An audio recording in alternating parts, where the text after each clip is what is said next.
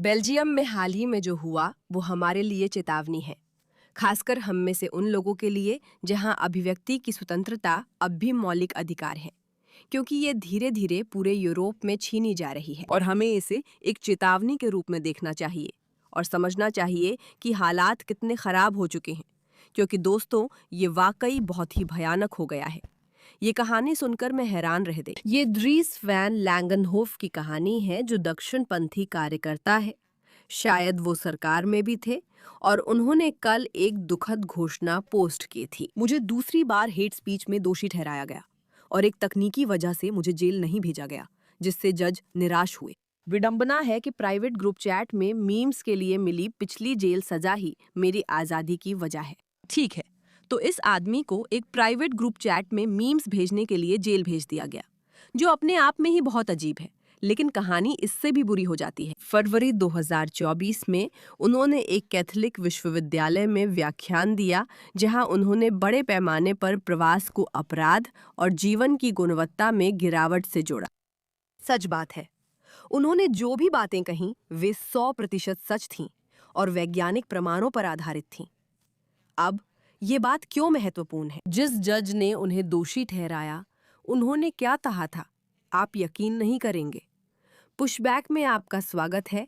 हमें सच में इसका विरोध करना चाहिए। मैं मेरा के आपकी होस्ट हूँ। सब्सक्राइब करें और वीडियो को हाइप करें। अब शुरू करते हैं।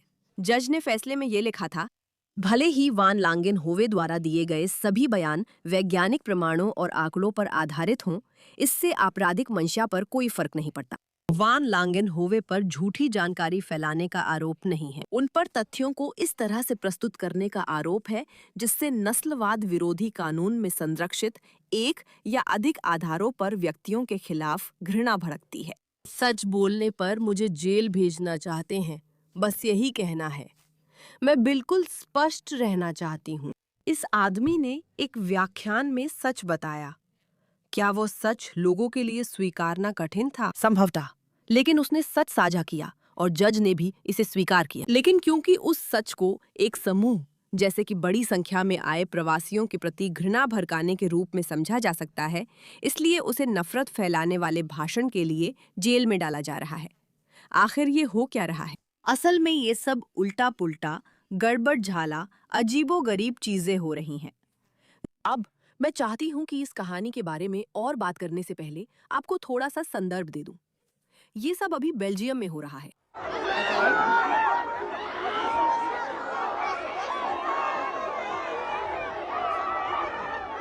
आज बहुत अच्छा धूप वाला दिन है, जो यूरोप में ज्यादा नहीं होता। लोग समुद्र तट पर गए हैं और यही चीज उन्हें वहां देखने को मिल रही है। अब आप इन लोगों को देखकर ही बता सकते हैं कि ये मूल रूप से बेल्जियम के नहीं हैं। ये वे लोग हैं जो बाहर से आए हैं। अब एक बार फिर चलिए समुद्र तटों पर एक और नजर डालते हैं।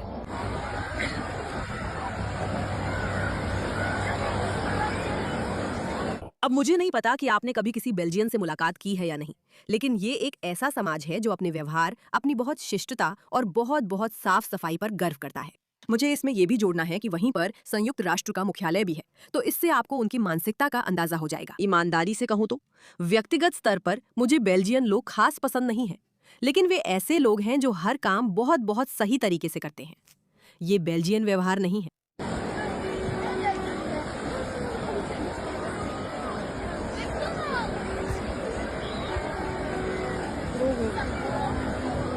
क्या मैं कह सकती हूँ कि ये कचरा बड़ी संख्या में आए प्रवासियों में से किसी एक से जुड़ा है?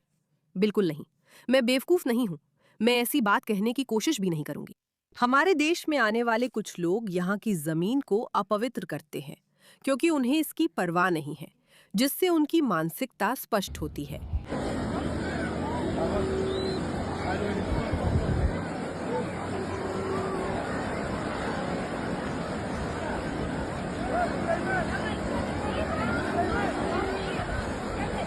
अब और भी है। बेल्जियम एक गंभीर समस्या में है। मेरा मतलब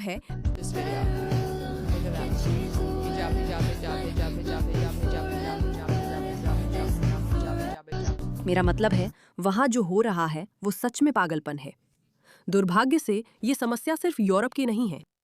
जब मैंने यूरोपीय कहा, मेरा मतलब था कि मैं बेल्जियम की समस्या कहना चाह रही थी, क्योंकि जो लोग अभिव्यक्ति की स्वतंत्रता के पक्षधर हैं, जो कुछ कहने की कोशिश कर रहे हैं, वे असल में पूरे यूके, स्पेन और फ्रांस में मुश्किल में पड़ रहे हैं। और ये कि पूरे यूरोप में लोग हर दिन सिर्फ अपनी ईमानदार और सच्ची राय साझा करने के लिए संघर्ष कर रहे हैं, यही बात उन्हें समस्याजनक लगती है।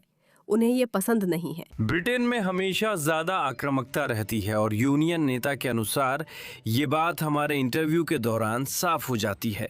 Britain. Voilà, hebben hier is het een voorbeeld. स्टो ब्रिटानिया, ओके, कैसा चल रहा है? हाँ, यही है।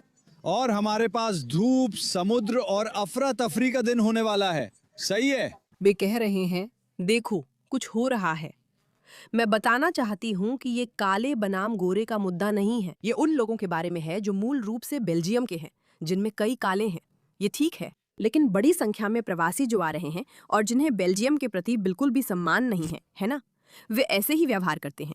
वे ऐसे ही व्यवहार करते हैं। और अब ये खत्म हो रहा है, या खत्म नहीं हो रहा है, या इस तरह की कहानी के साथ शुरू हो रहा है, क्योंकि किसी कारणवश सरकार, न्यायाधीशों को लगता है कि बड़ी संख्या में प्रवासियों की रक्षा करना बेल्जियम के असली लोगों से ज्यादा जरूरी है। याद रखिए, भले ही वन लैंगडनहॉफ द्वारा दिए गए सभी बयान वैज्ञानिक प्रमाणों और आंकड़ों पर आधारित हों, आपराधिक मंशा पर इसका कोई फर्क नहीं पड़ता। वान लैंगडनहॉफ पर झूठी जानकारी फैलाने का आरोप नहीं है।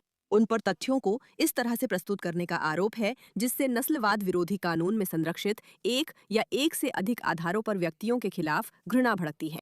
वैन लैंगडनहॉफ ने अपराध किया हो, इसके लिए ये जरूरी नहीं कि उन्होंने घृणा या हिंसा के कृत्यों को उकसाया हो। ये काफी है कि दूसरों को नस्लवाद विरोधी कानून के मानदंडों के तहत संरक्षित किसी समूह के प्रति असहिष्णुता या अस्वीकृति का सामान्य रवैया अपनाने के लिए उकसाया गया हो।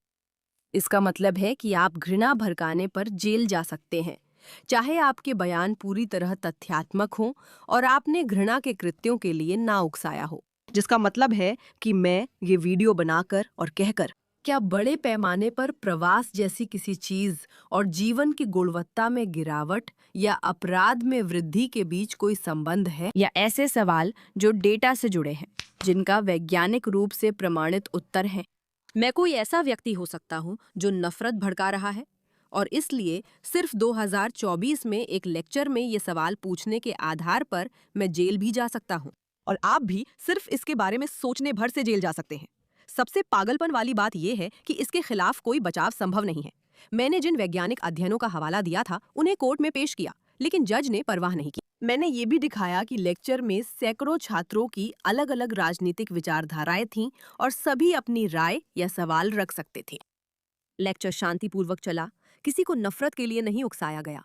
ये मायने नहीं रखता था, क्योंकि अगर जज कहते हैं कि उन्हें लगता है कि किसी को सामान्य नापसंदगी की भावना के लिए उकसाया जा सकता है, तो यही जज के लिए मुझे जेल भेजने के लिए काफी है, भले ही कोई सबूत ना हो।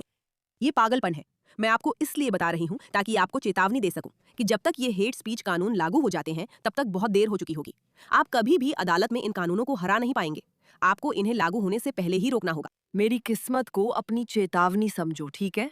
एलान मस्क ने अभी पोस्ट किया, ड्रीस ने फिर पोस्ट किया, ईवा ड्रीस को फिर दोषी ठहराया गया, इस बार बड़े पैमाने पर प्रवास के विनाशकारी नतीजों पर सच बोलने के लिए। सबसे पागलपन भरी बात यह है कि बेल्जियम की अदालत ने भी माना कि ड्रीस ने सच बोला था, क्योंकि जो उसने कहा वो तथ्यात्मक था, लेकिन फिर भी इसे अपराध मानती है क्योंकि इससे नफरत भड़क सकती है। इसे समझने की कोशिश करो। वे सच को अपराध बना रहे हैं और ड्रीस को उदाहरण के तौर पर इस्तेमाल कर रहे हैं।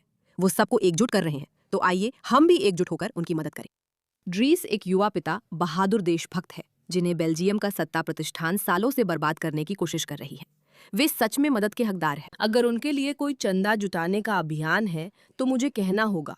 मैं इस आदमी की रुख और उनके कहे बारे में ज्यादा नहीं जानती। मैं स्पष्ट हूँ कि जो लोग बड़े पैमाने पर प्रवास को समस्या बता रहे हैं वे सिर्फ सच्ची जानकारी दे रहे हैं। और फिर से हो सकता है कि वो और तरीकों से पागल नस्लवादी हो। सच में मुझे कोई अंदाजा नहीं है और मुझे फर्क भी नहीं पड़ा। सिर्फ उस फैसले को पढ़कर ही मुझे समझ आ जाता है कि यहाँ कुछ बहुत गलत है।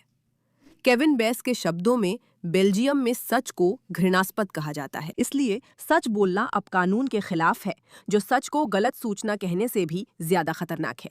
अब वे मान रहे हैं कि सच को अपराध बना दिया गया है। ये सभी के लिए एक चेतावनी होनी चाहिए कि ये कुछ ऐसा है जो कहीं भी हो सकता है, क्योंकि ये एक जज है जो कि सबसे ऊंची अदालत मानी जाती है ना? ये वही व्यक्ति है जिसे कहना चाहिए कि मैं अपनी भावनाओं को अलग रखता हूँ और सिर्फ कानूनी पहलुओं को देखता हूँ। और यहाँ वो कह रहे हैं, इससे फर्क नहीं पड़ता कि ये सच है या नहीं, इससे फर्क नहीं पड़ता कि उन्होंने जो कहा उसके आधार पर कुछ हुआ या नहीं।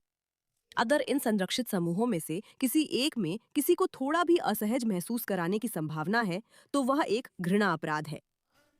बेल्जियम से ये बात विश्वसनीय लगती है। कई मायनों में ये बहुत डरावना है, क्योंकि वे फिर से दिखावा करने की भी कोशिश नहीं कर रहे हैं।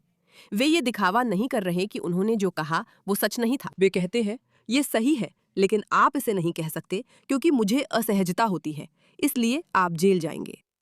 अरे बाप रे! इस मामले पर ध्यान देने के लिए धन्यवाद।